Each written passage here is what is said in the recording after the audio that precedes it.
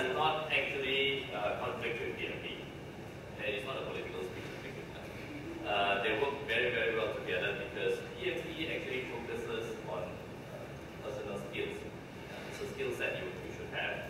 And the PRINCE2 people say, yes, those things that you learn about the different techniques of project management, leadership, soft skills, all that, you need it. It is very necessary. However, PRINCE2 focus on an area that is touched on by PMP, but which again PMP gives it to PRINCE2, which is the area of governance. The area of governance. So if you think about project management, there are really two things involved. People say project management and control.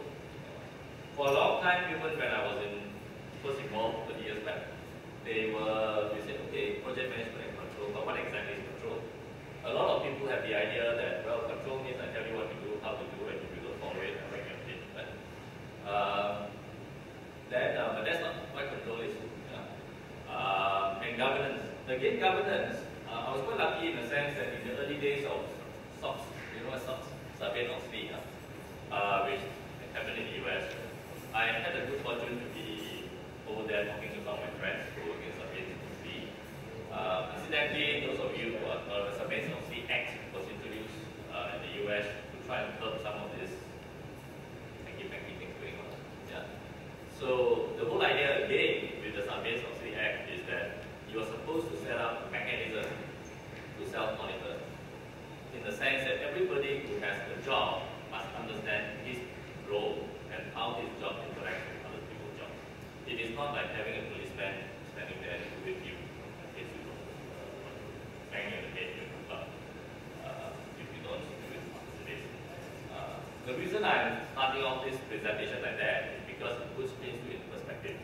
PRINCE2 is actually something which says that, hey, you need leadership. That's a given thing, right?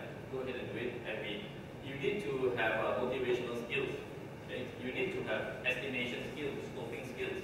But that is something which PRINCE2 says all of you already with PMP already addresses it very well. So let's not try to duplicate that.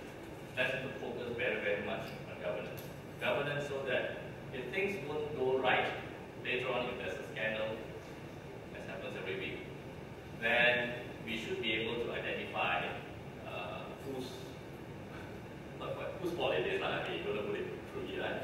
But if you have put in the right governance structure and procedures in place in the first place, then that finger pointing should never have happened. Because halfway through the project, you should have already identified something going wrong.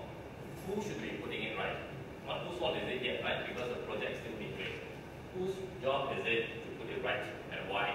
All these things must be addressed. Yeah? So that's basically what the basis of PRINCE2 is. Okay, this is just the first few slides are just generic stuff, which talks about what we're going to do and all that.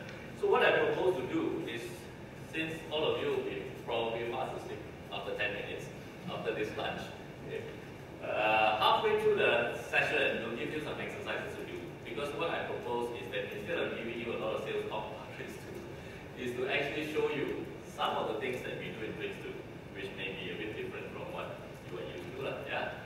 And to show you and explain to you why something that looks so simple, which by that time you realize it, I hope that all our people have done.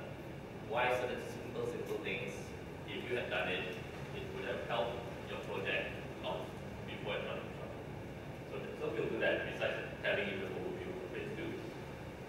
So basically, if you read the literature on PRINCE2, they keep using words like structure, because you need a structure for governance. Those of us who attended the very good keynote speech just now, one of the things that was mentioned in the service desk arena was to remove the hierarchy. In terms of getting help, because when I call up for help, all of us have this problem. You call up, well, I should not mention company, whatever companies, my mobile phone, no signal, right?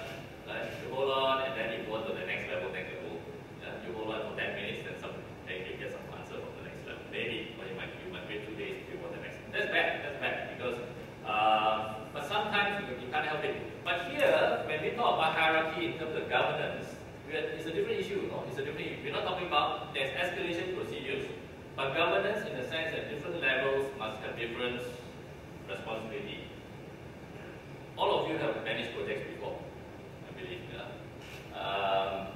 So, what is one of the fundamental problems you hit with your who are the people above you if you are the project manager? Steering committee, right? Who is the steering committee? The bosses, right? So-called bosses. What is the steering committee made of?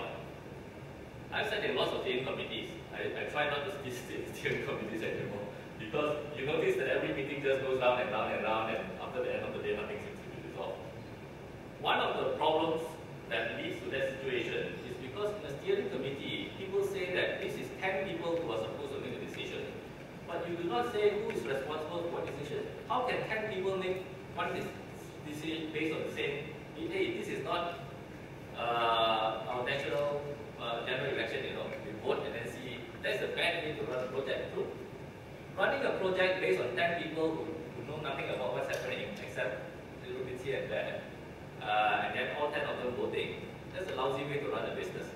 So we see how PRINCE2 addresses that issue. Rather than have steering committees, we have what we call a project board. And the duties of the board are very, very specific. If you sit on the board, your job is to do this. His job is to do that. Okay? So this is what is very, very important. So we find structure is important. We'll talk more about that later on because that is one of the exercises which I would like to go through with you. We have a product focus. Why product focus? Now, if you use Microsoft Project or Teams, whatever, how do you schedule the next project?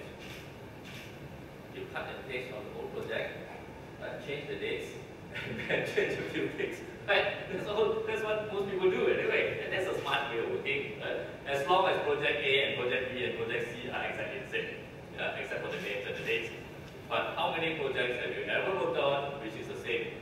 No, I've never worked on a project that's the same. I've seldom worked on a project that's on time and on schedule, according to the original time and schedule. If anybody here says that you've worked on more than 10 projects on time and schedule and on budget, then we will put you out here and visit you, because that is a highly unnatural thing. So how do we handle such a situation when things are always almost off budget, off schedule, and all that? So again, we need structures, we need, how do you talk about quality, right? Can you measure quality in a project? Can a project quality be measured? You can't, right? You can put good people, you can measure whether it's going according to schedule. You can measure whether it's going according to budget, but the quality of a project. So what is it that we can measure quality on, if not the project? The deliverable